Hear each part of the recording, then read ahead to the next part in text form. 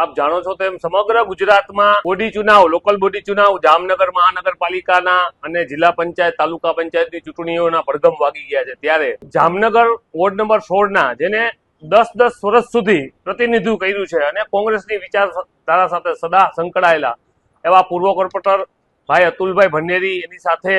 જયેશભાઈ દોમડિયા, રાજેશભાઈ વાઘેલા અને એની સમગ્ર યુવા ટીમ અને આ વિસ્તારના તમામ જ્ઞાતિ સમીકરણના જે યુવાનો છે, આગેવાનો છે, આજે કોંગ્રેસને વિચારધારાના પ્રેરિત થઈ અને શહેર કોંગ્રેસ કાર્યાલય આજે આપણા માજી સાંસદ વિક્રમભાઈ માડમની આગેવાનીમાં અને અમારા વિરોધ પક્ષ નેતા ધવલભાઈ સમગ્ર કોર્પોરેટરની ટીમ સાથે આજે વોર્ડ નંબર 16ના જે યુવાનો અને જે આગેવાનો વિવિધ સમાજમાંથી કોંગ્રેસ સાથે જોડાઈ અને જામનગર શહેર કોંગ્રેસમાં આવતા દિવસોમાં જામનગર મહાનગરપાલિકામાં આપ જાણો છો તેમ વર્ષોથી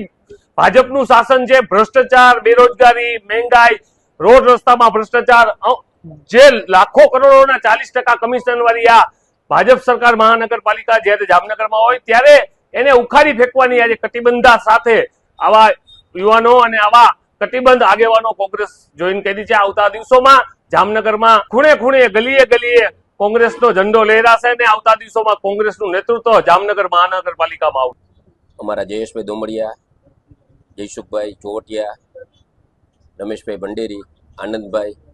અને રાજુભાઈ વાઘેલા સમગ્ર અમારી ટીમ વોર્ડ નંબર 16ની કોંગ્રેસની વિચારધારા સાથે આજે મેં કોંગ્રેસનો ખેસ પહેર્યો છે અને હું કોંગ્રેસના મજબૂતથી જામનગર શહેરમાં વધુને વધુ કોંગ્રેસની સીટો આવે અને જામનગર મહાનગરપાલિકા કોંગ્રેસ પાર્ટીનું બને એવી હું સમગ્ર શહેરની જનતા વતી અને મારા વોર્ડમાં એવી હું આશા રાખું છું. આજે 100 જણા સાથે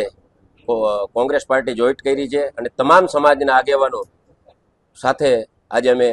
કોંગ્રેસ પાર્ટીનો ખેસ પહેરી અને 100 જણાને કોંગ્રેસ પાર્ટીના ખેસ પહેરાવેલા છે.